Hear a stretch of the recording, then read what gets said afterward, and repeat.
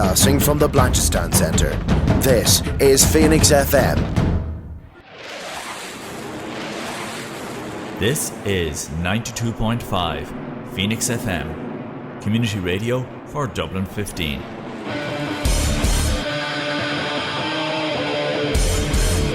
Hey everybody, it's JB Jeremy Borash, and you are listening to Darragh O'Connor.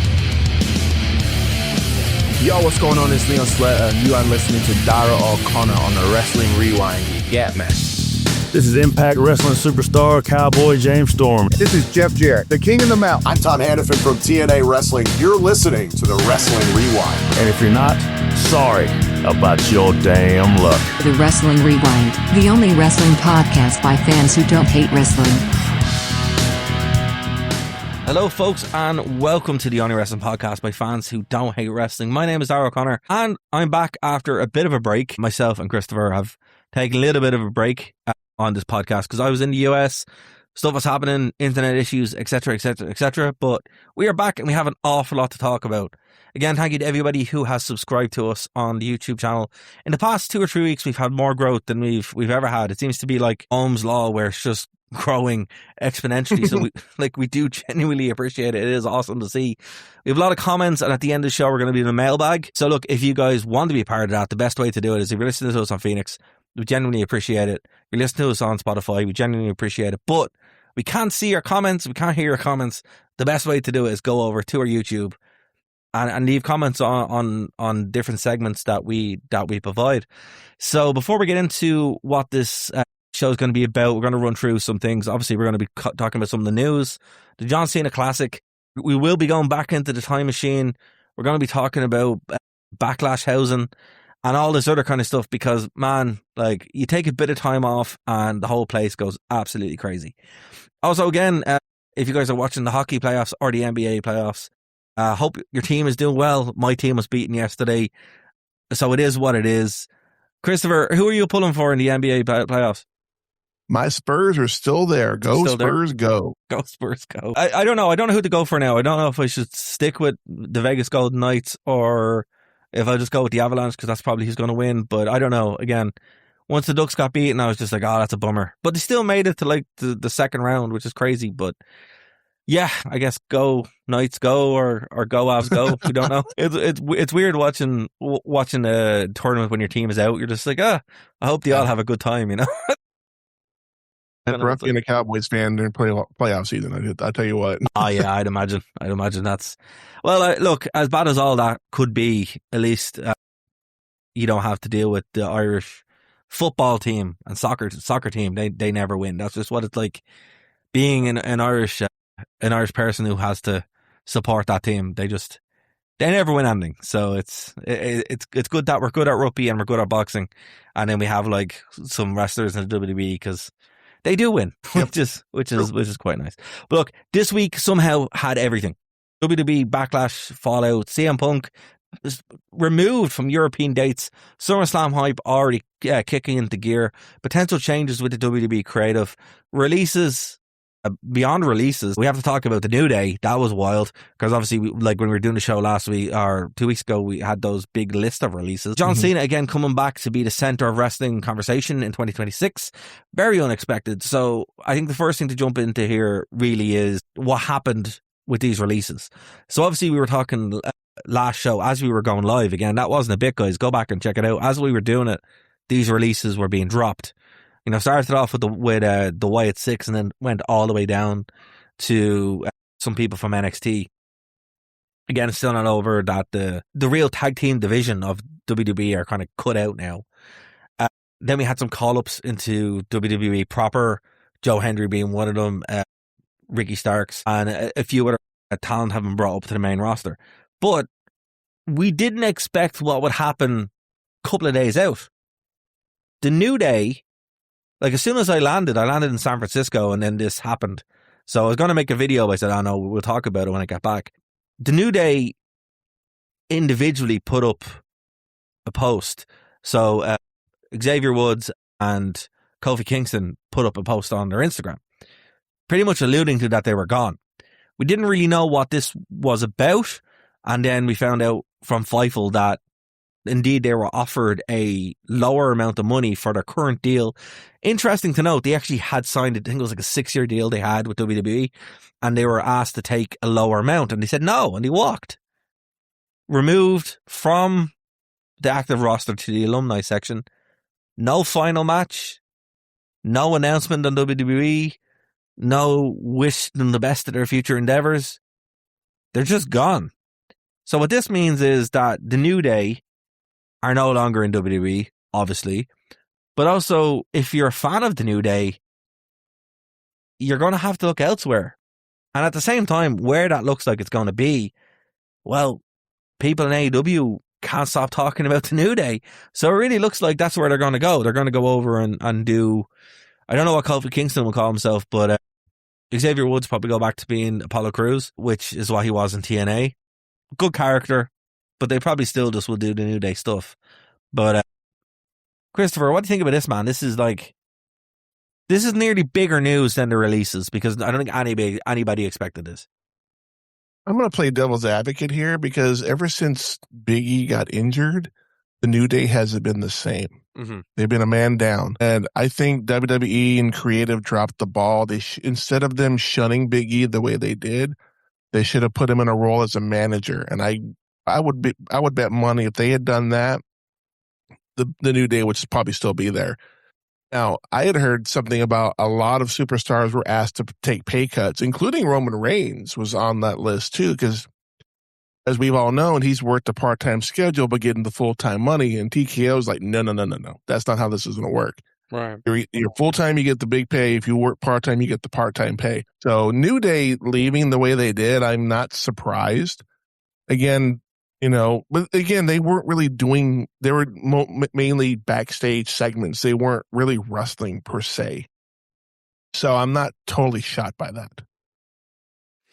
I'm shocked. I'm not too shocked that they left. I'm shocked in the manner that they left. It wasn't like, hey, we're leaving, or hey, we're being written out, or there's some kind of like backstage segment where they're attacked and that's it, or any kind of thing that would hint that they are leaving. It's just kind of like, that's it. It's both the most corporate thing I've ever seen and the least corporate thing I've ever seen.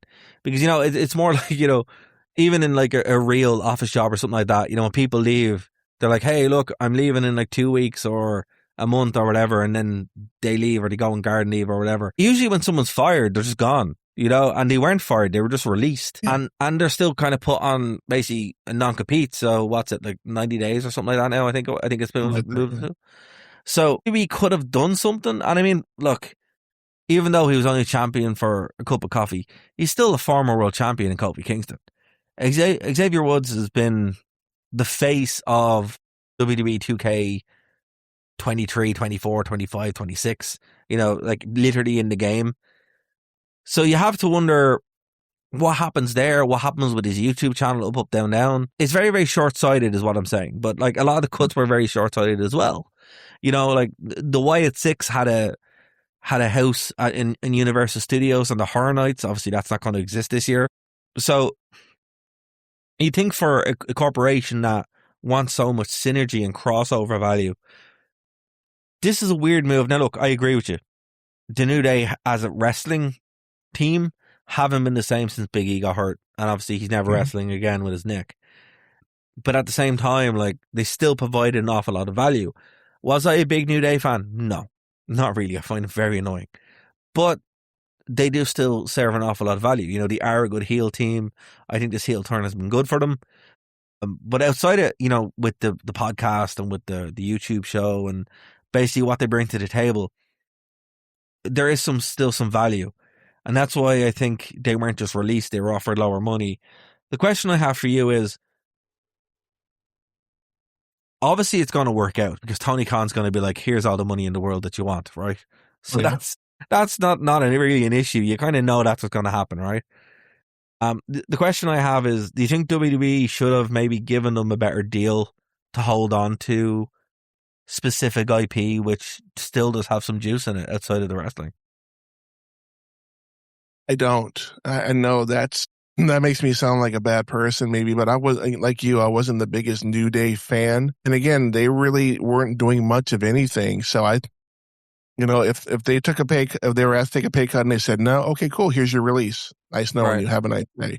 I agree. They should have gotten some sort of pomp and circumstance because for 10 years, these gentlemen ruled the tag team division. Yes.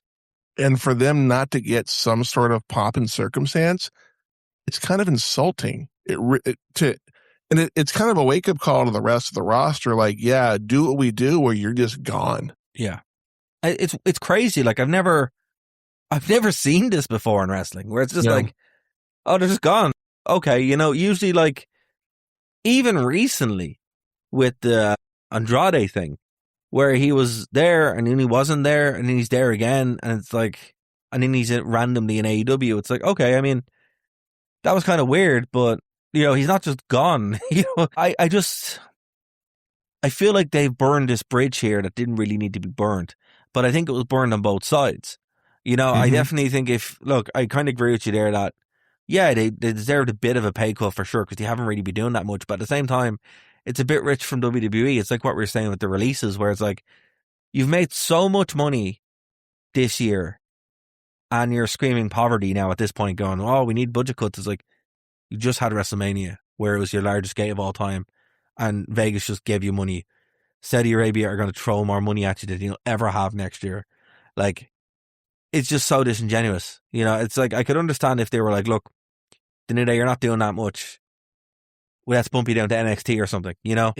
I just don't really know what WWE are doing here other than corporate bookkeeping, which, is kind of harsh in certain ways. But I do think that the New Day had a bit of value still. Necessarily, I don't think it was in the ring. I don't think it was something that, like, I'll be honest with you, look, while they're both good wrestlers, the New Day going to AEW is kind of silly because it's like, yeah, they're great wrestlers, but it doesn't really mean anything. And the character that they're overdoing just belong to the WWE. So what are they really going to do in AEW? They really can't do much of anything. Yeah, like have a dream match, air quotes, with like the Young Bucks. Like, I've seen that match. A lot of it happened in TNA. It wasn't very good. It was okay. But all the New Day goofy stuff that they do, they can't do because it's owned by WWE. It's, what this looks like? This feels like? This feels like when the Dudley Boys went to TNA and they couldn't be the Dudley Boys. No, actually, even more true. Sorry, I'm going to put it, because they were pretty good there. It's when the New Age Outlaws went to TNA and they couldn't be the New Age Outlaws, so they had to do their old gimmick. But like, I literally saw this video the other day. They had to do their old gimmick, but change most of the words, but still kind of do the gimmick. And when they were like, ladies and gentlemen, boys and girls, should have all blah, blah, blah. But then they couldn't use the words that everybody knew, so everybody was just standing there going, what are you talking about? And it's like, I'll try to find it and I'll put it in the description below, but definitely go and put it on YouTube or Google it, and you can literally see where they're doing this whole thing and the whole crowd's like, we don't know what to say because you're saying different things, because you're expecting, the DX Sucker and, New Age Outlaw. No, it's completely different. It's so silly. And that's what this kind of leads to, because the New Day, to be very blunt, were not over because of their wrestling ability. The New Day were over because they were goofy nonsense. Who could have a good match? Like, that's what it was. It was like 3-man Danhausen, And look, I love Danhausen. Yeah, it really was. And it's you mentioned WWE. I don't think this is WWE. This is TKO 100%. Yeah, for sure, yeah. And it's funny because I'd read somewhere, I forget where I read it, but one of the CEOs of TKO was bragging, or somebody on the board of directors was bragging that he made $63 million this past year. And I'm like, how about we give him a pay cut? Seriously. Look, you could pay every wrestler on the roster right now $1 million and you could keep them because that's where that money went. It's not going to anything productive. It's going to these money hungry jerks that are not giving the fans the product they deserve. You see, and that's the other side of the coin too. I mean, I can understand wanting to make money, right? I mean, WWE was always there for making money. That was Vince's whole thing. And I'm not, and look, to be clear, I'm not going to say, oh, we should bring Vince McMahon back. Those people need to look in the mirror because it's like, one, the product was not that good when Vince was there, and two, he's not a very good guy, to put it bluntly. I mean, look up the lawsuit that's going on now, and we can't even talk about that because we're on the radio. But I mean, people who are going, bring Vince back, that's very concerning. That's, but anyway, at least when he was there, he wanted to make all the money, but also still didn't want to like ruin the product intentionally. He wanted to not price people out. Now, TKO are just like, okay, let's just strip mine it, and that seems to be what's happening. And now look, it is working. The stock is still very, very high.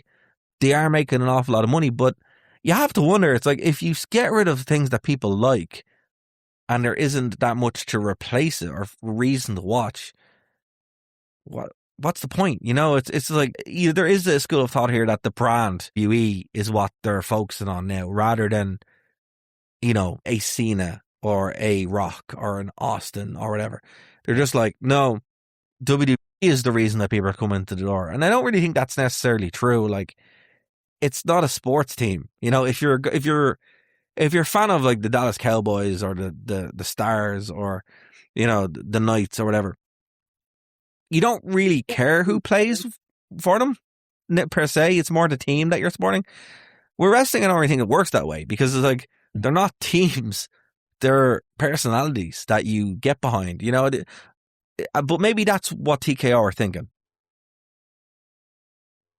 Yeah, they've dropped the ball, and I know it's a pun on the football thing that you just threw up, but they're dropping the ball big time, and they're losing fans. People just don't want to go to see the shows anymore. It's like, why am I going to pay this much money to watch a show that's average at best when I can stay home and watch it for free, or pay the $9.99 or whatever I pay for Netflix? Why? It's funny though. I was having a look at SummerSlam, because obviously the build to SummerSlam is starting now.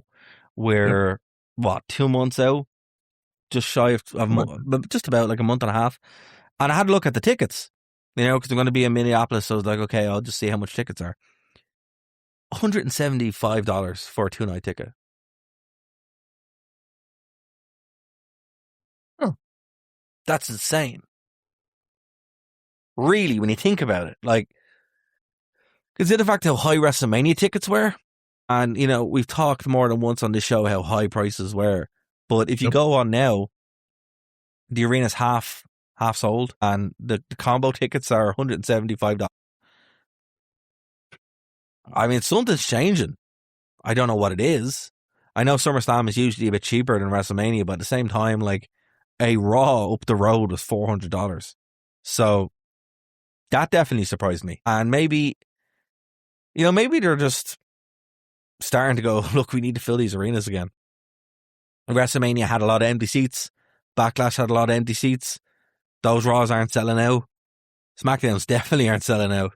So maybe, they're kind of giving people a bone here. But at the same time, there's nothing on a SummerSlam card that would make, I'll be honest with you, if I wasn't just in town, I probably wouldn't even consider it. But there's nothing on that card now that goes, oh, you need to travel over for it, or, even fly over a couple of states. It just seems like it's like WrestleMania. It's like, okay, well, I guess if you're over there, you must go see it, kind of thing. Is that what SummerSlam feels like to you now? Yeah, and they're doing this whole 2 nights thing with the bigger PLEs, and WrestleMania 42 is a prime example of like half the matches on night one could have been on Raw or SmackDown. Or not. You have one night, 8 matches, and you're done. Yeah. Yeah, I mean, WrestleMania 42 night one, I think, will go down in modern history as one of the worst PLEs of all time. I don't know. WrestleMania 9 is pretty bad. That's the benchmark. Yeah, hold on to that, actually, because we have some comments from that later on. But yeah, look, I mean, at least with that, there's some kind of meme at the end of it. With WrestleMania 42 night one, there's nothing that you'd want to go back and watch. There's not even for the meme value of it. It's just like, oh, that was just bad. I do think this is the problem with the night 1 and 2 thing, where it's just like, everybody knows that night 1 isn't going to be interesting, so it's going to be half full, or stag and hen parties are going to be going to, which is what happened literally to me at WrestleMania. There was like a stag party in front of me, and it was just they only wanted to go. They wanted to get drunk at the first night, and then they weren't there the second night. So I mean, maybe WWE, that's your market, right? But yeah, if I could compare WrestleMania 42 to a current superstar, it would be Danhausen. And hear me out with this logic. Go on. When Danhausen first came out at the Chamber, what? This sucks. Night 2, oh my God, Danhausen's the greatest wrestler ever. I've been a fan forever. This is, and Night 1 and Night 2 are like, like just polar opposites of each other. There was maybe one match on Night 1 I could live with, but Night 2 it was stacked. It was a stacked card. Right. It just, they should have mixed it up to where instead of having one horrible night, one great night, I'd have been okay with 2 average nights. That to me would have made more sense. No, that makes sense. But then you end up with, why would you even sell the 2 nights? Like, look, there's the obvious answer, and the answer that's probably going to be dropped in the comments where it's like, it's because it makes more money. Yep. And then it's like, yeah, does it though? I mean, like, if you have a 75,000 stadium and you fill it once, you kind of break even, wouldn't you? Like, I mean, if it's half empty one night and it just looks terrible, like, it's just, I don't know. I mean, I appreciate it in one sense because we don't need to sit here for 8 hours and cover the same show. And if you're going to it, you get that bit of a break where it's like, okay, I can, and in my case, selfishly, I'm flying through and I'll still get to see it, right? I'll get to see one night. Yeah. So there are benefits to it. And I do actually prefer wrestling shows on a Saturday night because, like, to be real, when you live in Europe, you're watching wrestling on like 1 or 2 in the morning, and you have a job on Monday morning. So it's nice to not have to do that. But at the same time, there is still some kind of median where it's like, right, do your show on a Saturday, have it a stacked card, and put the best matches forward. Because I mean, I don't know about you, Christopher, but like when I think of a pay-per-view, I think about it's either ending a feud, progressing a feud, or being the best match between the best wrestlers at that time. That's what it should be, right? Or a shocking return. Exactly. Yeah. Not Raw. Not Raw on Saturday, right? Or it's just... Yeah. they used to have that. It was called Shotgun Saturday Night, right? It's like... Yep. Or Saturday Night's Main Event or something like that. Like, I mean, those... Yeah. Look, when at least when those shows are on, you know what you're expecting. You're like, okay, it's probably going to be okay. But I'm not going to, like, not go out to see it, or... I'm not going to invite people over to watch it. It's just going to be a thing. And I think what's happening here with these PLEs, particularly the 2 nights one, it's like everybody knows that night 1 is going to be garbage. So there's this expectation of it being garbage. So even if it's good, you're still going to be like, oh, well, not good, was it?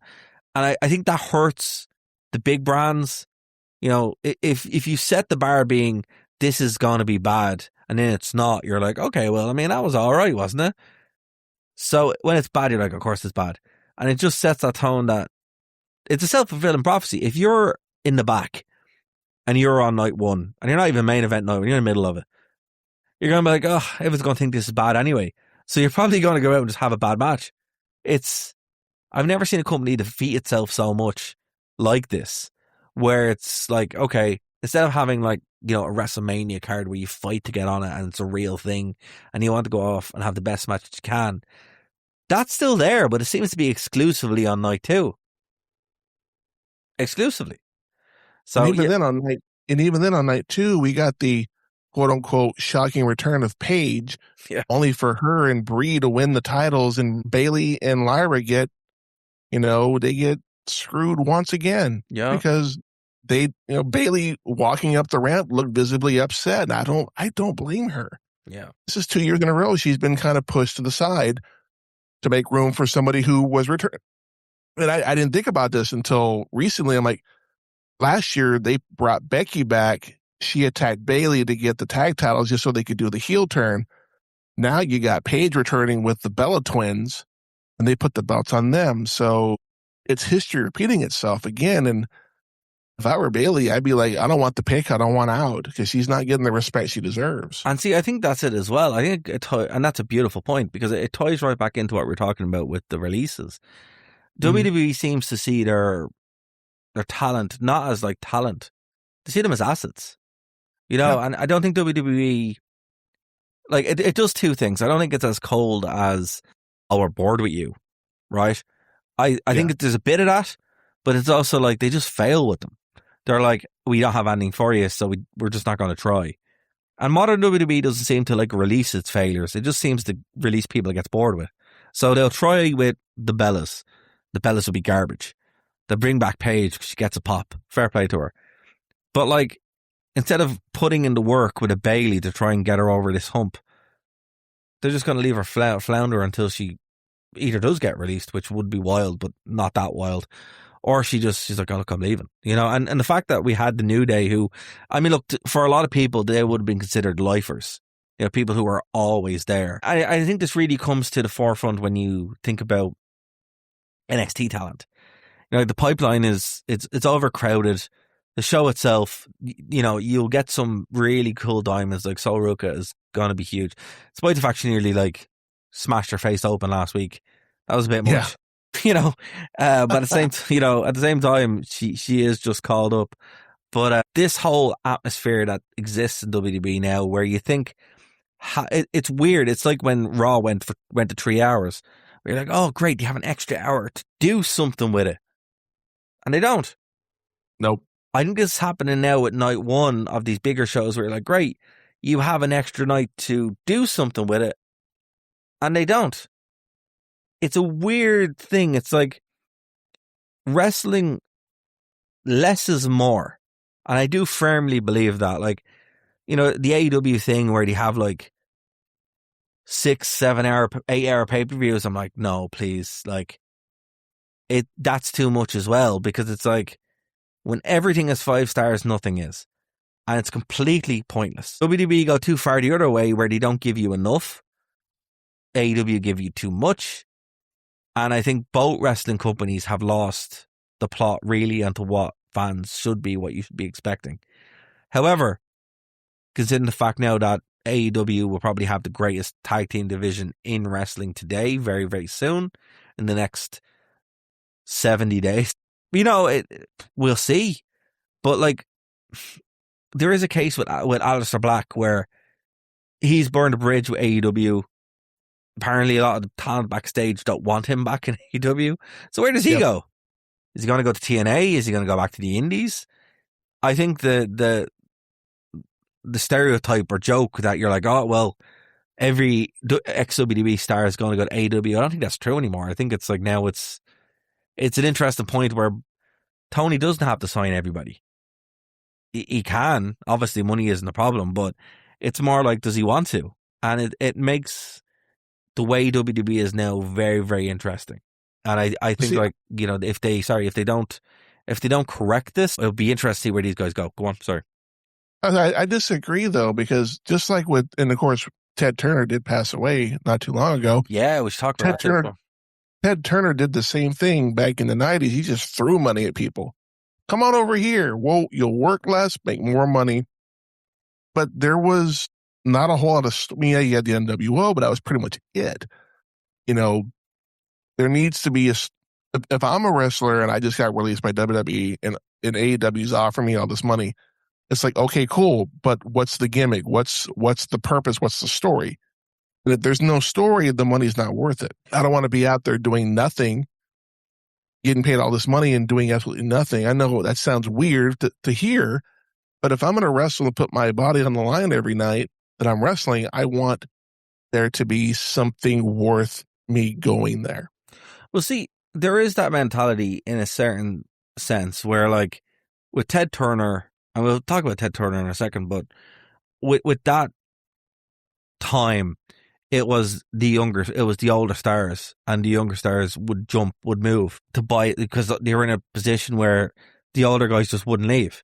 They were just there. And, you know, it was Benoit, Jericho, Malenko, Guerrero, who were carrying that undercard. But, you know, and then that's what happened there. We have an obverse of this now where WWE, it's not the younger guys per se, it's just kind of the same, because, like, we can't say that, oh, you know, WWE's held up by the old guys. It's like, not really. I mean, Cody Rhodes is a world champion and he's not much older than me.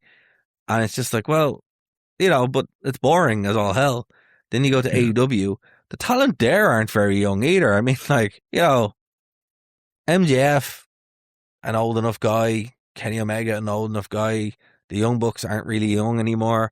You know, it's this weird kind of different mentality. And I hear what you're saying, and you're not wrong. But I think AEW have aged to a point where they're like, we need to actually like figure out what we're doing. And, you know, we can have all this talent, but they already have a lot of talent. They have a lot more talent than they need. So it's like, well, where is there going to be a place for an Aleister Black who has already been there, didn't really do anything, apparently didn't want to lose, and then went back to WWE. You burn all your bridges there. Maybe not with Tony, but definitely with everyone else backstage, which is apparently what happened. And yeah, like he could be brought back. Money necessarily wouldn't be a problem. He dropped into the lower upper card, but why? There's no real point. Now, what you can see is the Motor City Machine Guns going there because they've already been to TNA. They'll probably go back to TNA eventually, but you know they have a run in AEW, the New Day, whatever they're going to call themselves now. Go to AEW, have a run there. That stuff kind of makes sense, and I think that's what they're trying to do. They're trying to cycle through big gets rather than everybody. Now, look, I'll be honest with you. I don't like when companies do that. Like, this waters down the idea. I mean, if you have the New Day show up in AEW, being the New Day, it's like, well, what was the point of AEW? It was supposed to be a wrestling company, right? Like, the Motor City Machine Guns being in there makes a lot of sense. Both those guys are legitimately fantastic. That's your dream match, right? Again, I consider that more of a TNA thing rather than a WWE thing, because let's put it this way, the Guns made their name in TNA, not WWE. But like those weird, like it was like Danhausen. Danhausen never really fit in AEW because, you know, he's not really like a wrestler. He's just kind of weird. You know, it'll be interesting to see what happens there. But while we're talking about Ted Turner obviously died last week. It was 87, 89. Late 80s anyway. And obviously, for people who may not know, Ted Turner is one of the biggest media moguls in history. He owned TBS, the Turner Network, and, you know, for our purposes, BCW. He was, without Ted Turner, there would be no Monday Night Wars, there'd be no Raw, there'd be no pay-per-views the way they are now, there'd be no live wrestling as it is now, there'd be no WWE as it exists today, for better or worse, would not be what it is without Ted Turner. And what I mean by that is people think, oh, Vince McMahon did this. Yeah, that's true. He did, but he stopped. Ted Turner was competition and forced Vince to change a lot of this kind of stuff.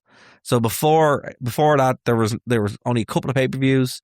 Raw wasn't live. It was pre-taped. And, you know, and there was just loads of these other things that we take for granted now, but only happened because of what Ted Turner did in WCW through Eric Bischoff or whoever else was there. But a huge name, a titan in the industry, really. So what do you have to say about his death and about anything that I said there, man? I mean, and the only reason we got what we got from Ted Turner and Vince is because Ted wanted to buy WWE or WWF at the time, and Vince said no. And then Ted's like, you know what? Okay, I'm going to buy my own company. I'm going to bury you, because it was very competitive that way. And for a time, it looked like it was going to happen. And the dumbest thing that he ever did, and I'm glad AEW doesn't do this, is that they went head to head with the Titan. At the time was WWF. AEW is not doing that. They have their shows on Wednesdays and Fridays and weekends or whatever. They're not going head to head because they don't want to make the same mistake twice.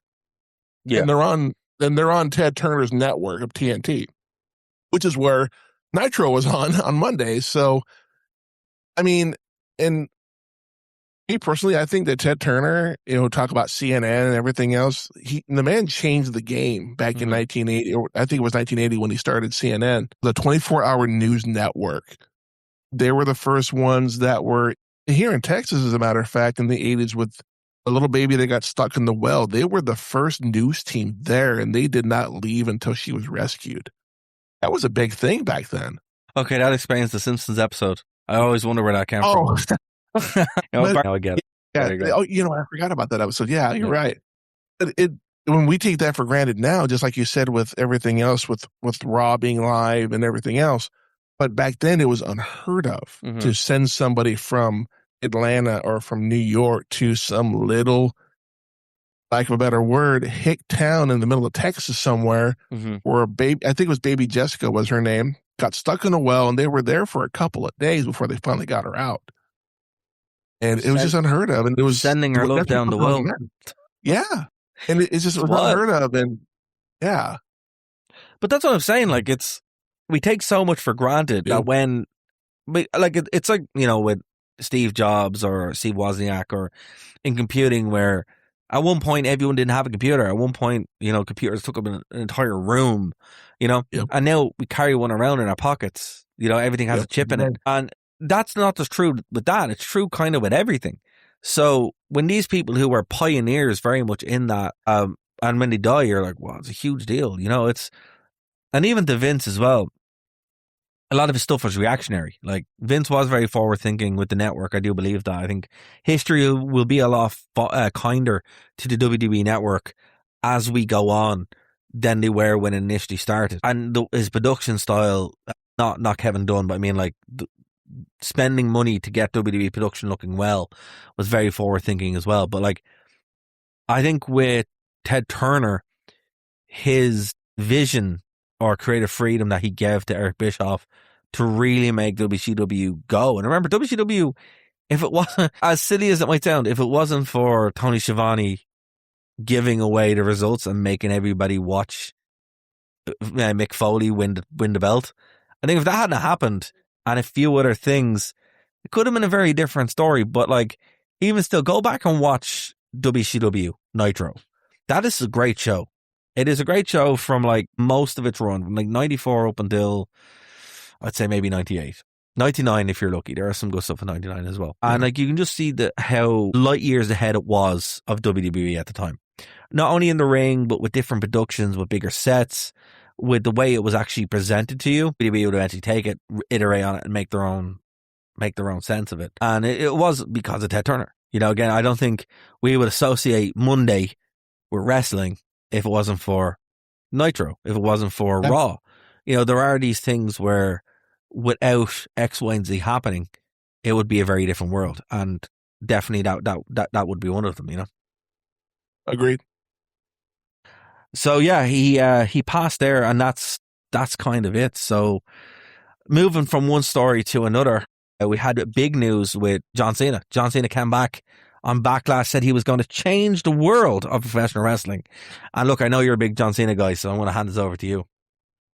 Yeah, I thought he was going to talk about Club WWE, which I did sign up for because I'm just a simp that way. But I was like, this is all it is. I'm going to be thoroughly disappointed. And then he came out and said, we are announcing the John Cena Classic. And I'm going, okay, you had me hooked. And they're doing this tournament, like a King of the Ring type of thing. There will be a title involved. If the fans get involved by voting, the details were very vague, but definitely the foundation pretty much is that they're going to be letting current WWE roster people and NXT roster have a tournament to see who is the champion. It kind of reminded me of like a Cyber Sunday or Cyber Monday type of pay-per-view type of thing where the fans get to vote. And we talked about this on my podcast a week or two ago. I'm all for it. If it gets to showcase the younger talent against the established talent, I'm all for it. And it may even help people who don't watch NXT on a regular basis make those NXT stars on a first-name basis with the casual fan that doesn't watch NXT. They only watch Raw and SmackDown. Yeah. I think it's a great idea. I am all for it. Yeah, I mean, look, it's time for it to an extent. I'm confused by one or two elements of it. And I mean, like I said, it's still very, very vague. So we don't really know exactly what it means just yet. Is it a tournament? Is it a Netflix special? Is it like a King of the Ring kind of thing? We don't really know. Like, John Cena retired from professional wrestling and somehow became more important. which he's become an ambassador. Yeah, it really is crazy. You know, I don't think we expected to see this much John Cena after he retired. But I guess my only concern really with this kind of thing is like, right, I love the Cyber Sunday Tablet Tuesday kind of thing. I think they should actually bring that back as a PLE. I think it's a brilliant idea. It was so ahead of its time. They really should have done it when the network was there, you know, because with the WWE app, I think still exists. But, you know, that it was designed for that. That's what that's the world that it should have existed. But now with social media and stuff, they can do it too. They did that when the network was new. Like it wasn't even the network; it was just an app. Yes. And on Raw and or SmackDown, sometimes you could vote. Okay, you have a match between Jericho and this person. What kind of match? And then people would vote. I always thought this is rigged. There's no way the fans are going to be able to vote for this. It's rigged. They already know what they're going to do. Why would you throw two men in the ring with a match they don't even know about? But you know. Some people believe that it wasn't. Some people believe it was.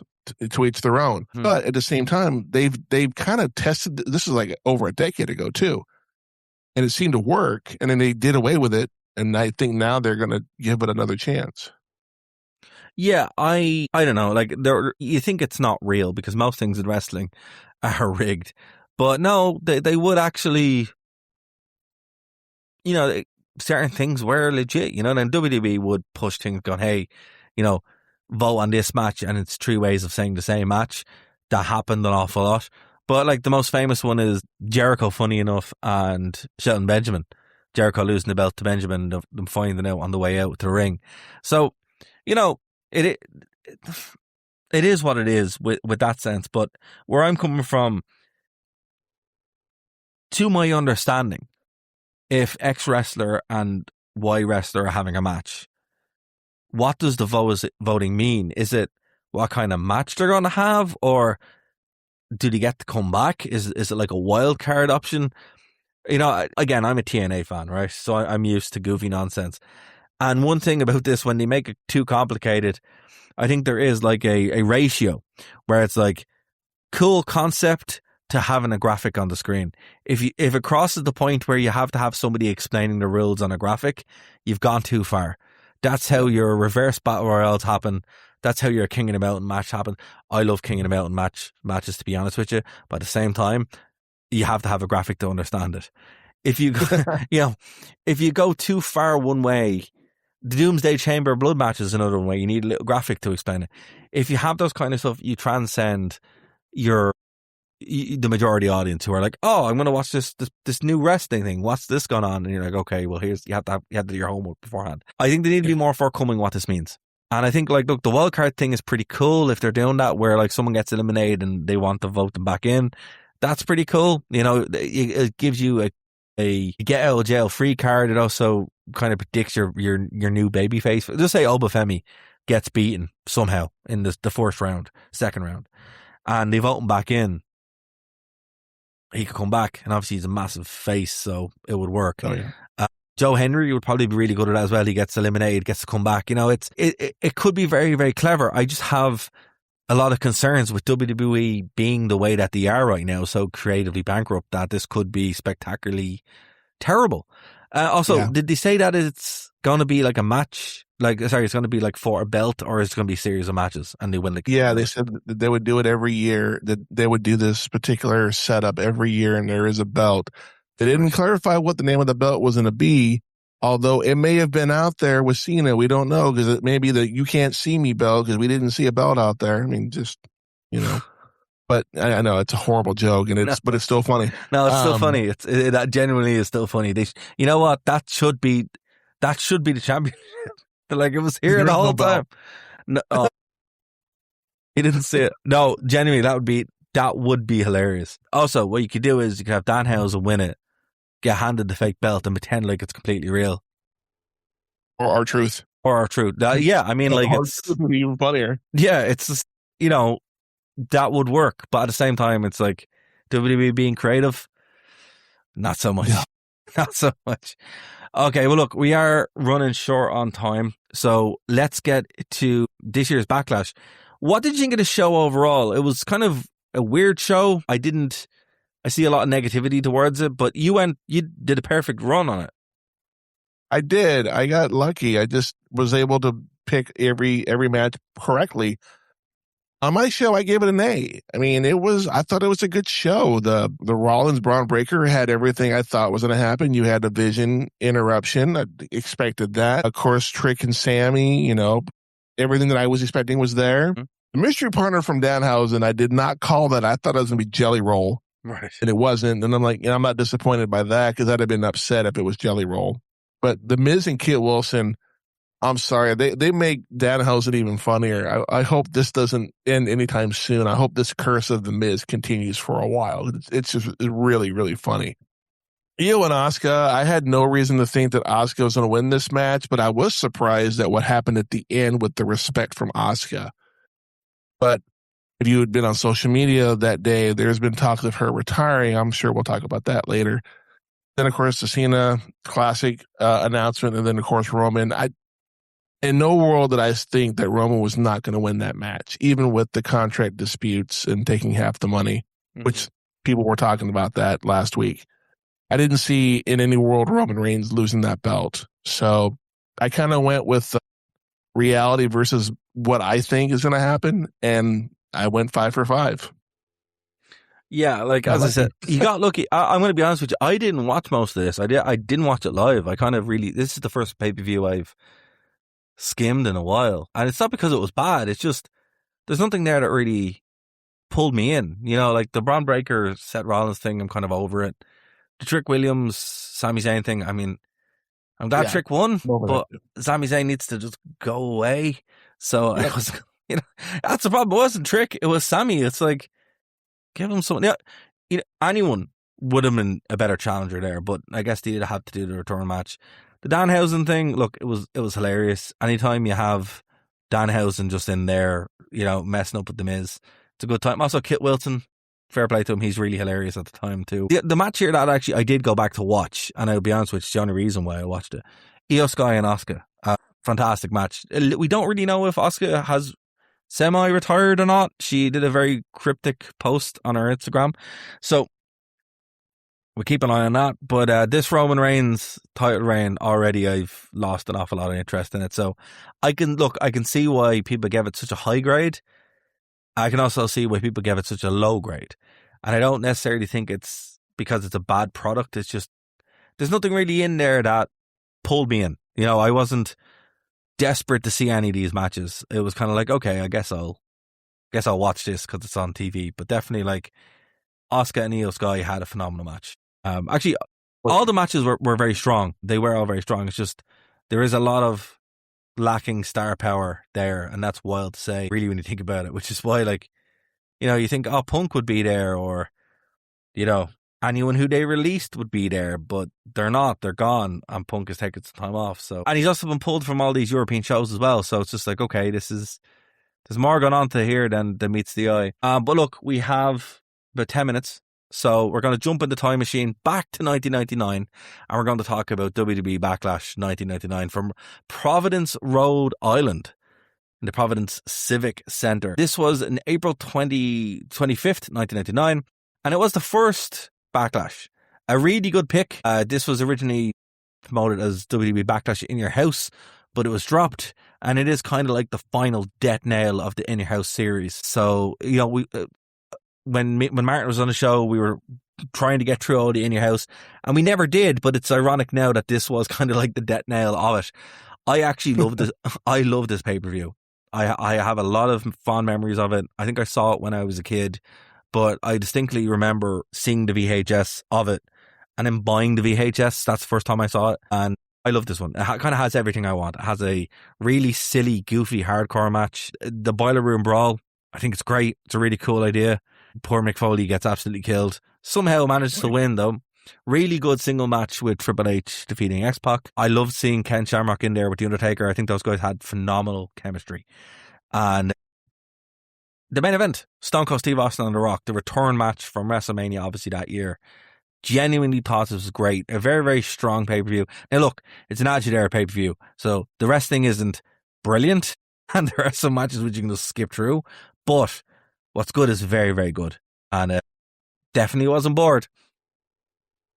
Oh, yeah, we talked about that before, that here we had story, but not great wrestling. Now we have the opposite. We have great wrestling, but no story. So again, we need to find that medium ground and, get it going because, anymore. I know that's very old of me to say. I was watching this last night and I was just on, hadn't watched it in years. And I'm like, oh, wow, I forgot how good this show was. Just a random pick. Yeah. That's what when you picked it, I was genuinely delighted because I was like, right, I know even if it's a bad show, I'm still going to be entertained by it. And look, I don't think it's old to say. I think it's just genuinely true. Every match on this card, even the Godfather versus Goldust had a story. Was it a good story? No. But you still were like, okay, I kind of understand why these guys are feuding. You fast forward to 2026, Trick Williams is feuding with Sami Zayn because he lost his belt. Yeah. It's like, come on. It's you can't do anything better than that. And that's, it's a similar level. Like the IC title was on the line there, the US title was on the line here. It's just like, nah, it's just a much better match. I'm not saying here that Trick Williams is, the Godfather is better than Trick Williams or anything. No, of course not. But at the same time, I was much more entertained by that match.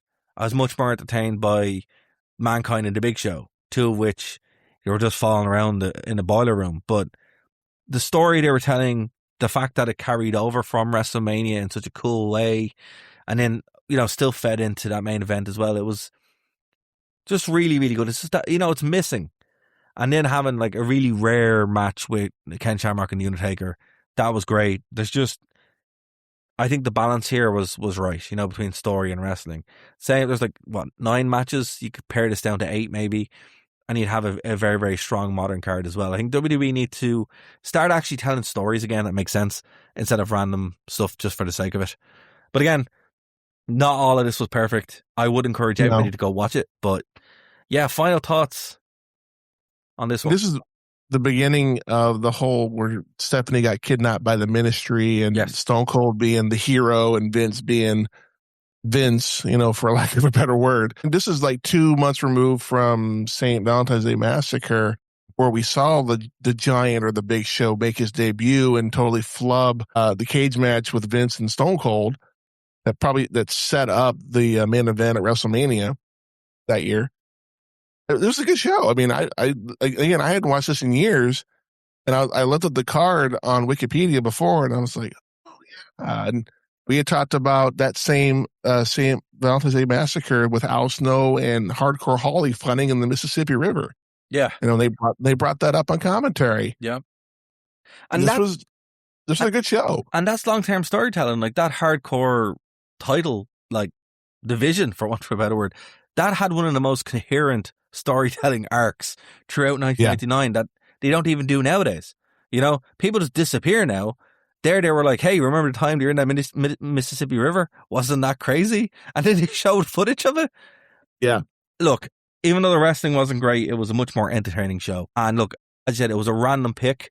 I'm going to ask that we do the next one in this series, No Mercy 1999. Not the US one. No Mercy UK, because I actually haven't seen that one in a good 20 years. The one that, and No Mercy 1999 would be in the US, and that was with the ladder match, but we're going to watch the one that was in May. In 1999, he had 2 No Mercy pay-per-views, so we're going to watch the one right after, because that's just hilarious that even happened. But as I said, long-term storytelling, while not the best thing in the world, definitely made these matches more entertaining, and you can just pick a random grab bag from 1999, 2000, and every show you watch will be good. And that's why I want to watch this one next week, because I haven't seen this one in 20 years, and I guarantee you, if it's not even good, we'll at least be entertained. And I think that's what WWE needs to do more than anything else. But, Christopher, before we leave, we have to do one more thing. As we said, a lot of our channel has, honestly, had really incredible growth, and we genuinely appreciate everyone who has subscribed, who has interacted with it. That's incredible. But what's cool is as well, people are leaving comments, and it's the best way to interact with us because we actually get to see them. They're up on the shorts or whatever. And what's cool as well is we get to actually read them out. So if you guys disagree with what we're saying, agree with what we're saying, blah, blah, blah, that's cool. But we don't know.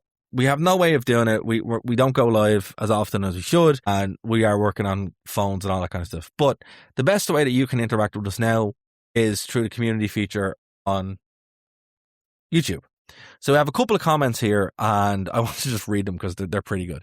So we have one on the video, WrestleMania 9, the worst WrestleMania of all time. And this is from Jesus Torero, or Jesus Torero, 4580. I believe you mean WrestleMania 6 or WrestleMania 18, smiley face. We have one here on the WWE releases, shock fans, why it's 6, etc. If they don't, this one comes from Adam Bocello, 9130. If they don't have a storyline, they've nothing for the person. But that talent can fill spots that have, and that's why you have the potential the potential reason to release people. So kind of what you were saying. They have an opportunity to go work elsewhere. WWE is the top. It's where everybody wants to go, but not everybody can be there. And that's why they release people that are underperforming. So pretty much what you were saying about the New Day, actually. I think that's genuinely a fair point. We have one here from on the Finn Balor Demon Street Fight surprise for the Fresh Prince of GA. That would have been cool. Like if it had been a surprise, that would have been cool. But they would have had to pre-record it due to the body paint, and all Mick Foley had to do was change shirts. So I was saying, it would have been cool if he had recreated the Mick Foley promo. So yeah. I get what he's saying, but they could have had Finn talking on the, I was imagining him talking on the screen and then cutting that promo and then walking out as the Demon. So yeah, not doing it in person because paint takes a long time to put on for sure. But yeah, that's what I was envisioning. Then we have one here, WrestleMania Night 1, a disaster they can't undo. This is from Coconuts 19. Quote, if they had to just let McIntyre be champion and retain on Randy, people would accept it.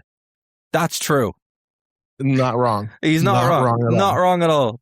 People would have actually thought that was great. Yep. And then we have two more comments on the WrestleMania 9, the worst WrestleMania of all time. This one from Ammo Zero meant OB. That's some username. That's the last time Hulkster main evented WrestleMania. Technically, he won his last match. That's true. And then we have one from the same commenter. We have a new challenger. We're at WrestleMania 42. Yeah. So yeah. Again, look, folks, we love those comments. We really do. They're hilarious. And the best way to interact with us and let us do these mailbag segments is just leave a comment because we will read them out. Once they make sense and they don't have swears in them because we are on the radio. But that's the best way to do it. Christopher, did I miss anything from those commenters? Do you want to chime in on anything there? No, they were all pretty spot on. I don't know about WrestleMania 6 though. I don't consider that one of the worst, if not the worst. 9 is just, it looked like a backyard show. Yeah. That's what it looked like. It was in a parking lot. It was legit a backyard show at a casino, and I'm like, ugh. Yeah, it was pretty bad. But I'll be honest with you, Joe, 42 Night 1. Bad. Up there. 41 Night 2 is also kind of up there. It's it is really bad. But look, folks, we are going to leave it there this week. Thank you so much for subscribing. Thank you so much for checking it out. Thank you so much for listening to us on Phoenix. We genuinely appreciate it. We will be back next week. We're going to talk about that No Mercy show. I'm so excited about it. I can't wait because it's so weird that there's two No Mercies in the same year. But WWE 99 was wild. And so follow us on YouTube, follow us on social media, and if you want us to cover anything, we definitely will. Just let us know if you can find it. We will do it. Christopher, is there anything you want to say before we get out of here? Yes, of course. If you want to hear my podcast where we do swear and we'll read swear comments, that would be the Jazz Zodiac Podcast. You can find that on YouTube, Spotify, and Apple Podcasts. Just search the Jazz Zodiac Podcast. You will find us. You can also find me on TikTok. I do put my predictions for each PLE or something that may have been on there as well. Like, subscribe, follow, hit the bell notification. New episodes hit every Monday at noon Central Standard Time in the States. Fantastic. We'll leave those comments below. We'll leave those details below, rather. And we'll see you on the next one, folks. This has been the Wrestling Rewind, the only wrestling podcast by fans who don't hate wrestling. See you in the next one.